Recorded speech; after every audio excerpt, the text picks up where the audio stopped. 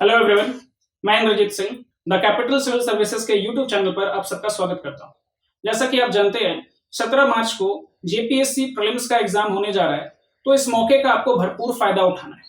ऐसे critical time पर कई सारे स्टूडेंट्स के अंदर कुछ एंजाइटी की फीलिंग आ रही होगी, जैसे कि मेरा प्रिपरेशन कंप्लीट नहीं हुआ है, मेरा कुछ पार्ट छूट रहा है, या कट ऑफ कितना जाएगा, क्वेश्चन पेपर कितना टफ होगा। तो ये सब बातें दिमाग में आना एकदम कॉमन है और ऐसे सिचुएशन में आपको अपना कंपोजर मेंटेन करना है, अपना कॉन्फिडेंस मेंटेन करना है।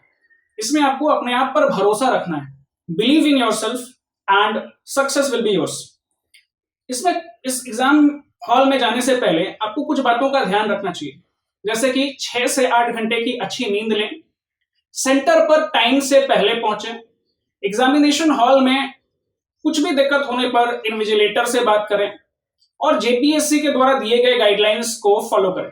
जेपीएससी ने कुछ गाइडलाइंस दी है इस एग्जाम को लेकर के, जैसे कि आपको अपना अटेंडेंस शीट और एडमिट कार्ड साथ में जरूर लेकर जाना है।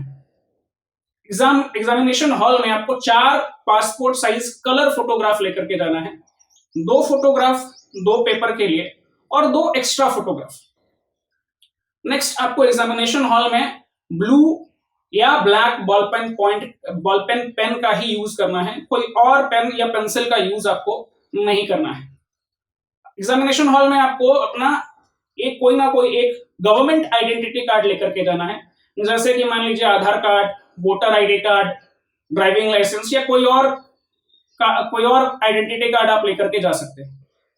इसके अलावा कुछ चीजें आपको नहीं करनी है एग्जामिनेशन हॉल में, जैसे कोई इलेक्ट्रॉनिक गैजेट लेकर के नहीं जा सकते, इलेक्ट्रॉनिक वॉच या स्मार्ट वॉच वगैरह अलाउड नहीं है, फूड मतलब खाना या वाटर बॉटल एग्जामिनेशन हॉल में अलाउड नहीं है।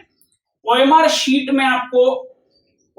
के जो आपको पार्ट भरने के लिए दिया गया, उसके अलावा इधर उधर कुछ भी नहीं लिखना है, इस बात का आपको खास ध्यान रखना है।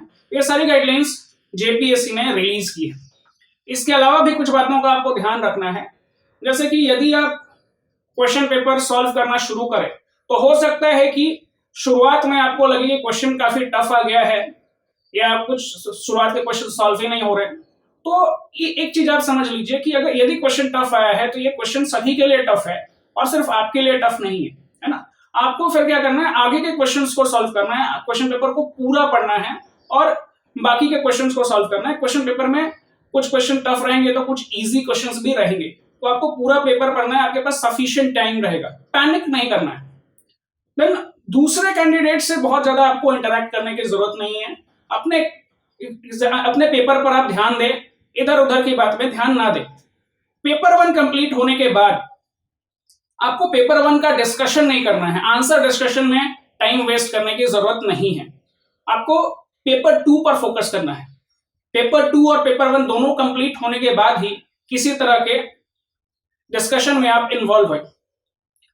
पूरा एग्जाम आप पूरे कॉन्फिडेंस के साथ दें, अपने आप पर भरोसा रखें। तो लास्ट में मैं बस इतना ही कहना चाहूंगा, believe in yourself and victory will be yours. आपको पूरे कैपिटल सिविल सर्विसेज टीम की तरफ से all the best. Thank you.